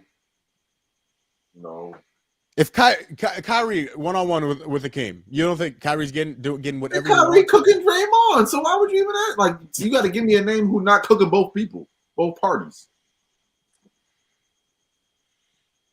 That's like asking if AI is doing it. AI cooked everyone, every single person, and Jordan, Pippen. That's not a name that AI gave 40 to the Bulls. I was gonna say Darius Garland, but I feel like he's. They're just two different players, though. Like Draymond is a better perimeter, but Hakeem is the way better paint protector. I wouldn't even say way better. Hakeem is the all-time leader in blocks. Hakeem swept Shaquille O'Neal. I ain't never seen that happen. He won not in his prime. Shaquille wasn't in his prime. Are you crazy? In 94? 90. This is what I'm talking about. He was 3 years into the league. That was the most athletic Shaquille O'Neal right there. He was 21 years old. He was probably the most athletic. He might not have been the most mature. He might not have known, certain moves, certain ways to maneuver. Then that's not his prime. He wasn't at his best. Speed, agility. He was not at his best. I could have said he might not have been the best version of himself. That's what I'm saying. Okay, but Hakeem swept him. Shaq was 21 years old. Yes. 21 years old. Oh, and this is what I'm talking about when we had that Cardinals discussion. You're gonna tell me yesterday. If that's Shaq in 2000, brings this out of Jamal brings this out of us, dude. Okay, but if you're gonna some shit to get people angry. If Hakeem, no, listen. If Hakeem is playing against 2000 Shaq, is he sweeping him? Man, Hakeem is frying him on offense. He's still frying him offensively. Yeah, but Shaq is frying him defensively, frying him. Hakeem was smart, man. Shaq was doing David Robinson and Defensive Player of the Year. D-Rob is not the defender that Hakeem But is. we not aging Hakeem. Hakeem's that age that he won them chips, right? Huh? We're not Yeah. aging Hakeem. Hakeem We're talking about 93, 94 Hakeem, Yeah, right? that's what Hakeem was in his We prime. talking MVP Hakeem. I'm gonna Yes, say, the I best don't know player in the league. Hakeem. Yes, Hakeem. Yeah, he was the best player. best player in basketball. Mm-hmm. So, and Shaq was 21. That's what I'm saying. If you put Shaq in I'm just 2000 saying, on you that put Magic that team. version of Hakeem against that version of Shaq. I don't know. I still might take Hakeem. I don't know. Oh, I don't know. I would definitely still take Hakeem. I would definitely still take Hakeem. Because you know what Hakeem didn't have? He didn't have a Kobe. No. He had knock-kneed Kenny Smith. That's who he had. He went Kenny the Jet. Kenny's knees was starting to fire. And then when he went and won a ring. My man Vernon Maxwell. So I don't know. I think I can't now again. This is a conversation we could have, but yeah, I think Draymond, in my opinion, I think we just had it. I think that's what Lowe said. We just had it. Oh, really? Bro, I'm telling you, Jamal has a way of getting people riled up. He has a way of doing I it. bring the best out of people is what I do. He's doing exactly what Tony's doing. He hooks you and then he reels you into these debates where you get so heated. Freaking love you. Did we catch bro up to speed though? Yo, did we catch bro up to speed pretty much? Yeah, pretty much. Yeah, we talking draft. Well, we actually haven't asked him about the upcoming rounds though. That's true. We could skim over those real quick. So we're hypothetically, you know, we're guessing Knicks, Celtics, and then likely Cavs in Indiana. So who you got? Knicks, Celtics, and how many games? You know what? You can give us two answers. You can give us your biased answer and then your. Yeah, there you go. That's Knicks at 5. Is that biased or unbiased? Okay, Nick. Okay, that's what I wish would happen. Actually, you know, honestly, what I hope will happen is the Celtics sweep the Knicks. That's what I really hope will happen, and then the Knicks will have no choice but to trade for Kevin Durant. So that's what I really wish will happen. But honestly, I think the Celtics are gonna. I think it'll go 7. I think Celtics will win at home in 7. I think both the Eastern Conference series will actually go 7. I think the Celtics are going to win. Cleveland, Indiana goes 7 too. I think it goes 7. Those are two very those teams are very much. I think that one might actually go to 6. Those teams are identical to each other. You're supposed to say that though. You're the Cavs fan. You're supposed to say one difference in that series, and I'm interested to see if he's going to be the difference maker. And that's Jared Allen. When you look at those lineups, where they differentiate is the Twin Towers for Cleveland versus the one big in Indiana. Now, if Indiana can space and shoot and capitalize on that, like if they just have an amazing shooting series, I think they could win. I just don't think they could have enough experience, and I don't think they're actually going to get by. I think that Donovan Mitchell is going to win enough games in the clutch to because we're going superstar versus superstar in the playoffs. Who you trust more, Hallie or Mitchell? Hallie has been terrible. The thing is I don't think Halliburton is the star on that team. Siakam? I think it's Pascal. Siakam, but they definitely have a system, you know, that they play and they work around and work through Halliburton. But Siakam's the closer.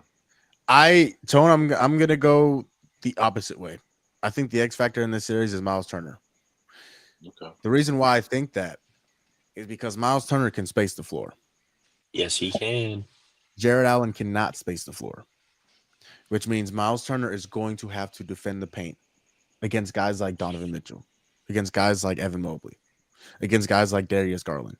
He's going to have to defend the paint against those guys. Now, you have the advantage because you can shoot the 3-ball. You can step out. If he consistently hits that 3-ball and opens up the paint for Siakam, for Halliburton, for Andrew Nembhard, who is going to be a big piece in this series, I think they win the series because of how well the Indiana Pacers play on both sides of the ball. Pacers get out and run. That's what they do. They get out and run. The Cavs, not so much.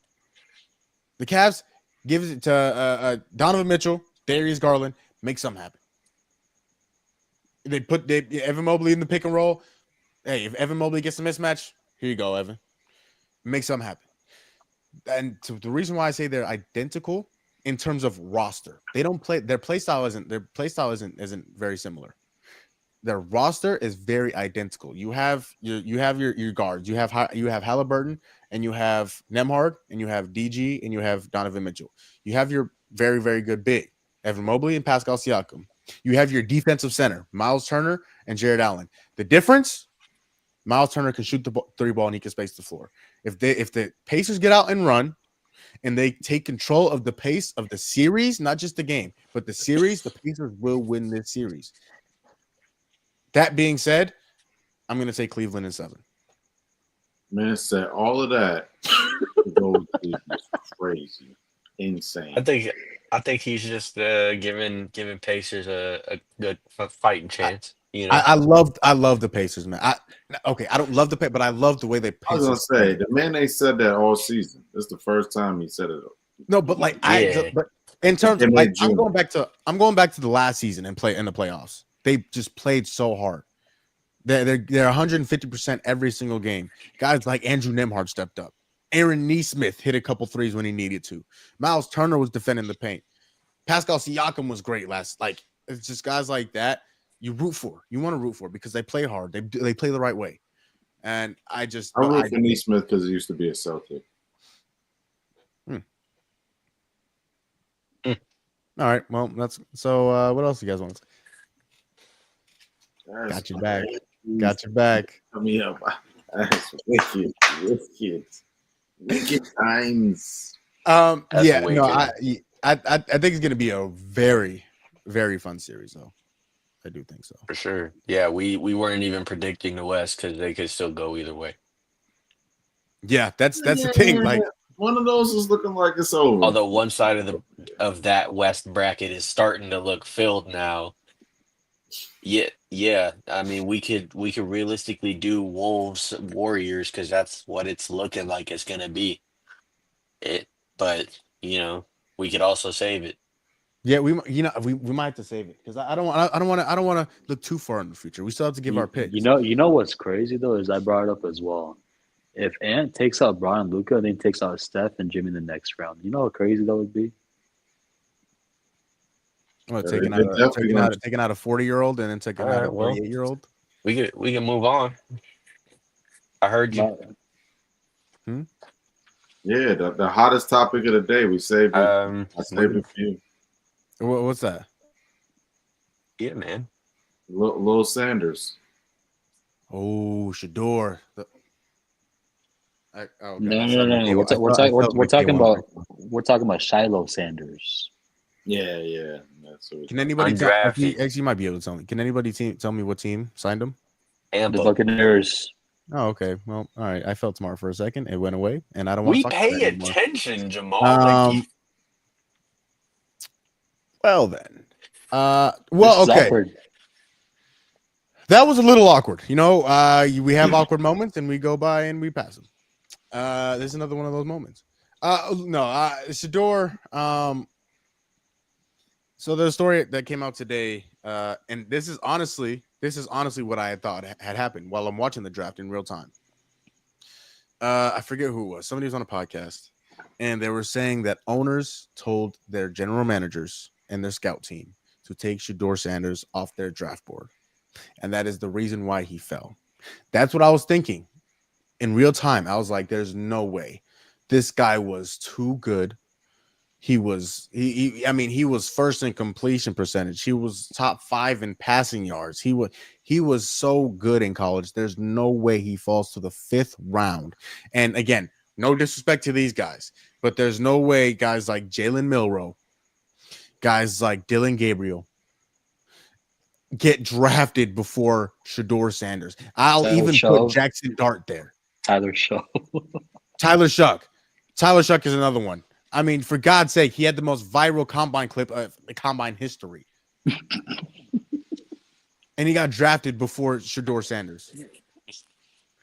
I think it's pathetic. I think it's Bush League. Now, it could be. Now, I could be wrong. I could be very wrong. And it's also believable. I could be wrong, and Shador could have went in those interviews and be like, I'm not going to be there when you draft me. What am I going to talk to you guys for? I'm going top 5. I'm not going. You think I'm going to be there when your pick comes up? There's no reason for me to talk to you. So honestly, I wouldn't be surprised if he talked to maybe 3 teams. 3, 4, I'll go 5, maybe 5. Respectfully, he probably talked to, most, if not all, the teams, but respectfully and actually gave his time to maybe 5. Maybe 5. So it goes both ways. It's a 2-way street. The owners are pathetic in Bush League.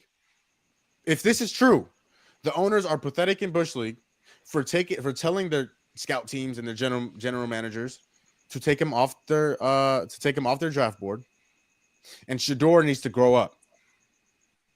He needs to understand the opportunity that he's getting. I understand who your father is. I do. But you also have to understand not everybody gets to play in the NFL. And not only that, not everybody is good in the NFL. So you have to realize the opportunity that you're getting and take advantage of it. Are you also going to throw in about teams that have their quarterback already too? In terms of what? In terms Say that of one more time, Kev. Like their quarterback for the future, or like their franchise quarterback that they already have. Yeah. It seems like Kansas City and Buffalo and Washington and Houston. Those teams aren't going to draft Shador. But now again, I understand the Giants traded up and got Jackson Dart. But the Saints, the Browns. I understand the Browns took him, but in the 5th round. They drafted another QB before they drafted. They drafted Dylan Gabriel before they took Shador Sanders. I don't know. I think it's. You could say Seattle as well. Seattle is another one. They took Jalen Milroe, and I would say what I'm going to end on is 2 things can be true. The owners could very well have taken Shador off their draft boards. At the same time, Shador could have been arrogant, cocky, rude to these owners that they were like, yeah, I don't want him here, which is they're right. But he's just something must have happened to where he fell all the way to the 5th round, and he was too good in college. He was too good in Colorado. There's no so something must have happened. How you feel? Well, yeah, it's kind of blasphemous that he dropped as low as he did. I think coming into the draft, a lot of people expected him to fall out of the 1st round. I mean, that's just what was being reported everywhere. But to drop past a lot of the other QBs that were taken is really crazy to me. And not only that, everyone thought that he was going to go 2nd round or maybe even early 3rd round, right? He dropped all the way down to the 4th round. Like that's insane to me. Considering that in our 5th round, sorry. It's insane to me because in my opinion, he's the 2nd best quarterback in this draft class. And he might even be the most NFL ready quarterback of the draft class. I think Cam Ward was taken number 1 because of the potential that he has. But there's still a lot of things that he could work on that I think Shador already has. And so when you look at it, like, especially because there was another quarterback taken in the 1st round in Jackson Dart, like that right there symbolized like something is going on for me. If Shador was going to fall, there should not have been another quarterback drafted before him, let alone in the 1st round. So like Jamal said, it could be both. It could be one or the other. Like I guess we'll never know. But I think he's got a real opportunity to start in Cleveland, um, especially since I think that Cleveland is now off of the Deshaun Watson train. I don't even know if he'll be back this year because he re-ruptured His that Achilles. Achilles in his rehab a few months ago. Um, so I think Shador has a great chance to start for what's going to be a really bad Browns team. So we'll see the opportunity that he makes, and maybe he comes out here and he proves all of these teams wrong for not drafting him. Um, but yeah, it's wild to me. So his perspective, Kev. I honestly think it was probably, and honestly, because the college tape and his game, that's not the reason why he fell that low. There's no reason why he fell that low when he what was it, 37 touchdowns and 10 picks. Was that his stat line? And I think more than 4,000 yards. Yeah, that as well. I honestly think it had to do with probably his attitude, and I don't know if you guys probably already seen his interview for the combine. Why he wasn't like in the combine. He was saying like, if you guys want to change your culture, you guys want to win, then draft me. If you guys don't draft me, something along those lines. That's another good point. What happened? That's another good point. From that interview. Mm-hmm. So that might have hurt his draft stock, and it might have maybe some teams that were looking to draft him. They were like, well, "That's not the kind of attitude we want in our locker room," because he could be a locker room cancer if he's just self-centered.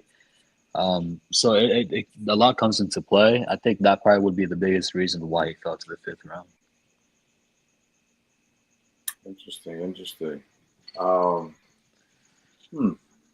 I think for one, y'all know that I'm not as in the loop as you guys are in this type of draft situations, these interviews, and all of that. So I kind of have a little bit of an outside perspective on the situation. I mean, none of us were actually in the room, but for me, I think about it as a business. And when you think about like a player like a LeBron, like you think about the power that he has within in any organization that he enters because of his name and his likeliness. If you empower a player like Shador this early in his career, you've created a monster. Yeah. It's going to be hard to eliminate. Yeah. And right, wrong, or indifferent, we don't know if anyone colluded. As a business owner, I can't see why I personally myself would want to give that much power to such a young man. And then knowing the fact that his father has this type of influence over him, to where, again, me as an organization or an owner and the organization, my coaches and staff, he's going to look to his father before he looks to anybody in the organization. And now I'm sorry, but he has the NIL deals. He's got the money. You know what I'm saying? Mm-hmm. Like What's crazy is that NIL deal. He's getting paid more from that deal than the NFL contract that he's currently on right now. And so now, if you give him even more money, he's just even more comfortable to listen to whoever he feels is going to give him the comfort. You know what I'm saying? Like say yes man, essentially. Even though I don't think his father's a yes man, his father's likely not going to align with the organization all of the time. Oh yeah. And so just from that perspective, I had to take a step back. You know, I was hearing the collusion. I was hearing some people even saying that it might have been a racial issue. I was like, when I look at I know there are some adults right now that have watched the way LeBron empowered himself in every organization that he was in. Like, you know, he was doing this even at a young age because he was LeBron. And, you know, he didn't have a father who was arguably the best athlete within the sport. You know what I'm saying? So he didn't have a coach for a dad who had ways to teach him to maneuver within the system to help him and not the organization. You know what I'm saying? Like I'm not saying that's exactly what Dion's doing, but if you're a businessman, you have to know, oh, his pops knows things that everybody else's pops doesn't know, essentially. And so I just looked at it from that standpoint, and like I don't think you want to give that much power to Shedeur this early in his career, unfortunately. And I think to that point, I think the worst/best thing that could have happened to Shedeur was him being really freaking good in college. The reason why I say that is because when you look at, obviously, Shedeur Sanders is the son of one of the greatest football players to ever touch a football. The best corner. And the best is at the best at his position by far. When you look at him, when you look at Bronny James, it is a completely different story. When people talk about Bronny James, he's talking about Bronny James because he is LeBron James' son. You don't see Bronny going and talking to the media and doing all this and flexing what he has. Everybody knows what he has. Everybody knows what he has and how much he has of it. The difference between Bronny and Shedeur is Bronny doesn't tell everybody how much he has. He doesn't show everybody how much he has. Shedeur wants to show you what he has every possible waning moment. That also, I would attribute some of that to being who they are. Like just watching Deion flashy back and in the day, you know, I got the money. Like that's who Deion is. Like, wasn't there like a documentary of like Jerry Rice getting mad at Dion a couple of times when they're on the Niners, where Dion was just like doing too much for media attention? Likely, that man was in them MC Hammer shiny suits, big gold chains like this, flashy. He was Shedeur, like of his time. That man had a whole song about money, and that's where the arrogance comes from. Like Dion likes to say, like, he kind of raised. Now, again, I don't know how, and I'm a fan of Prime. I love Coach Prime. I love what he stands for. The difference is Coach Prime came from nothing. He came from nothing. And as much as he would like to teach Shedeur and the rest of his sons, hey, all this, I earned this. You have to earn your own. I earned this. Yes, of course I will take care of you and make sure you have everything you need. Other than that, you need to go earn everything else. That's why I love and respect Shaq so much with his kids too. Because Shaq said himself is like, that's my money. I earned it. You have to earn it yourself as well. So like when you brought that up, that reminded me of what Shaq told his kids. It's humility. You have to have humility to make it anywhere in this world. At least that's what I believe. You have to have humility. And Shedeur has very little to none of that. And the only person I would actually compare him to in terms of is because I kind of witnessed it firsthand. Kyler Murray. Kyler Murray, when he was drafted into the league, he was obviously the number 1 overall pick. He was the number 9 overall pick in the MLB. He was the Heisman winner. He was coming off this just all of this attention and greatness that he rightfully earned. But he just thought he was the best thing since sliced bread. He has then grown up and matured. Now, to that point, I think hopefully, you give Shedeur some time to mature and for reality to hit him like a freight train. Said, oh. No, I was just going to ask, do y'all think this is a humbling situation? Is this something that could actually... Him falling to the 5th was probably like where it made him realize like, oh shit, like I have to be serious about what I want to do in the NFL now. I don't think right now. I don't think he's going to realize it right now, though. I don't think so either. I think it's going to take him a while. I think he might, like, if he doesn't perform, like, and it's giving us a reason to watch the preseason, right? Where it's giving us like Shedeur Sanders is going to get a lot of playing time in the preseason. Well, I think that's an aspect. I think that's the part where people are confused is the actual the component of a Zion, of a Bronny James. Like this dude actually is going to turn turnstiles regardless if he performs. He has the names. He has the namesake. Like people are coming to see Shador.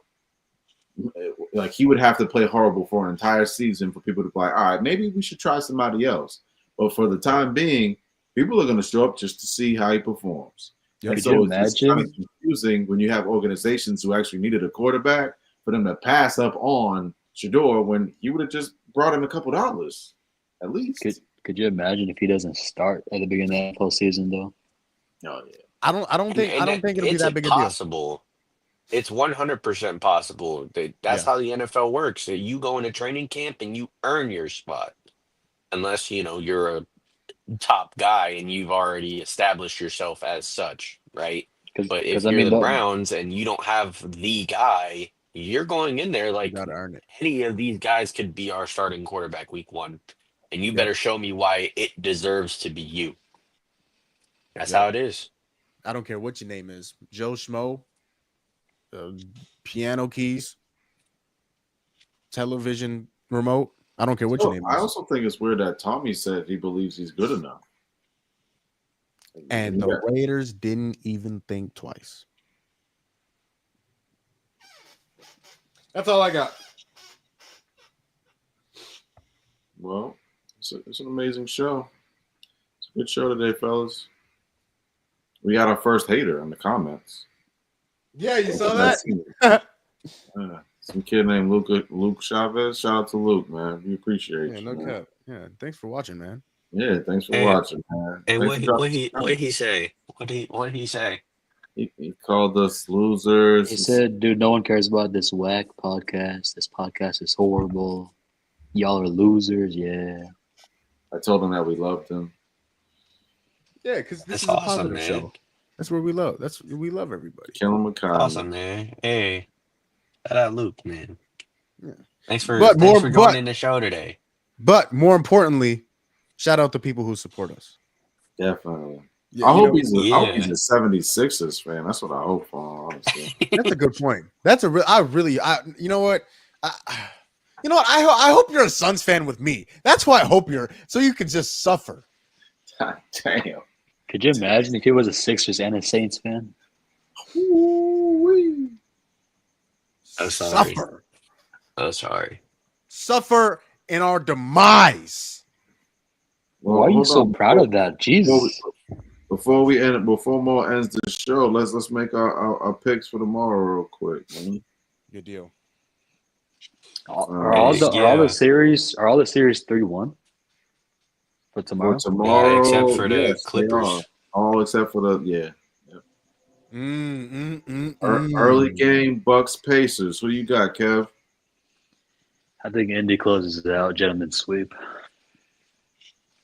You low? Yeah, Indy at home. Mo?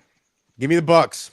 Giannis is going for 50. He's taking one. He's taking one more, and he's gonna go lose at the crib. But give me the Bucks. Giannis is gonna have a big game. Yeah, I wish I was with you.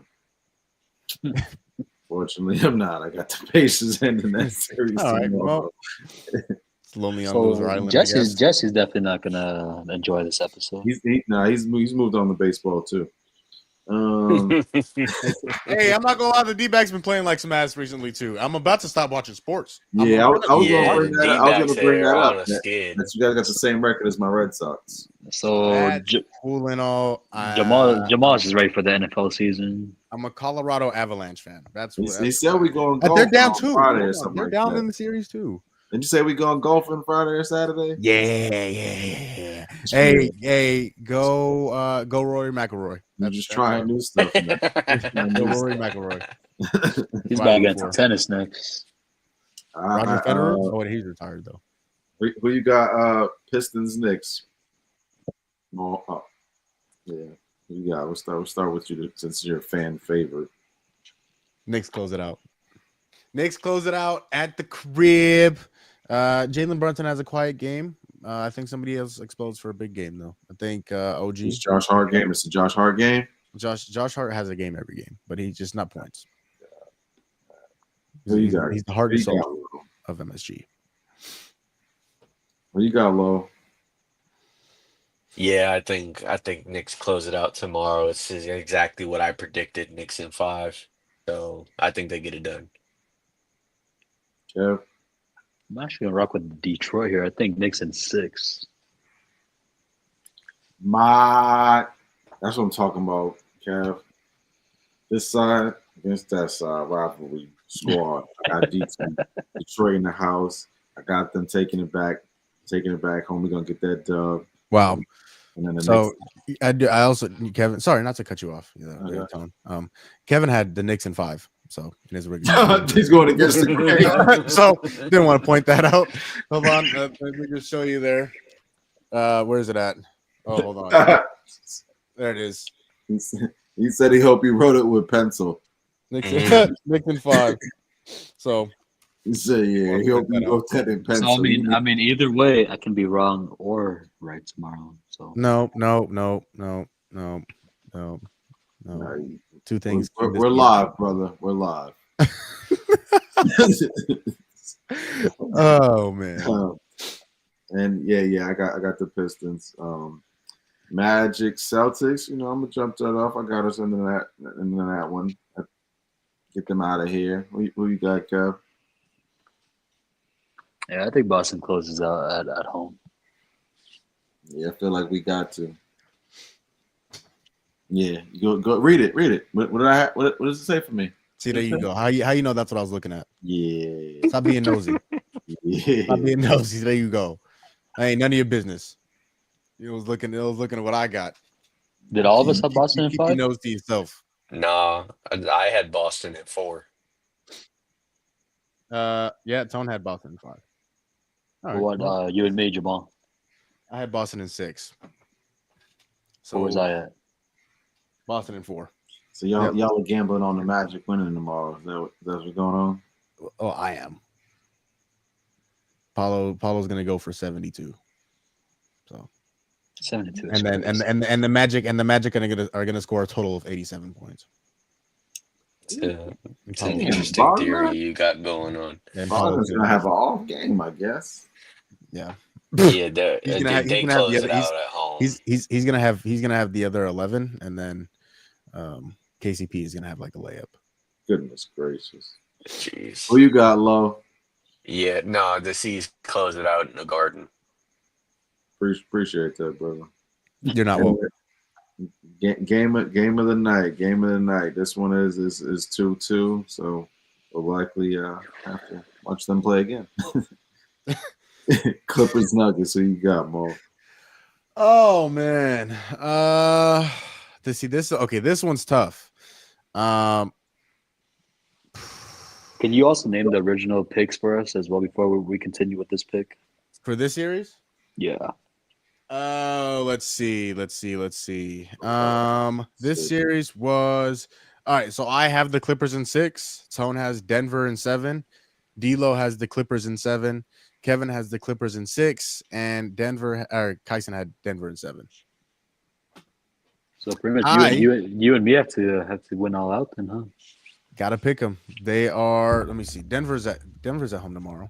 It's in Denver, yeah. I think the Clippers have been the better team throughout the series, in general. So I'm gonna go with the Clippers tomorrow. I think James Harden has a breakout game. I think Kawhi, has 20, 22, but I think that James Harden breaks out tomorrow. What do you got, Lo? Yeah, I'm sticking with the prediction, man. I got the Clips winning tomorrow. Jeff?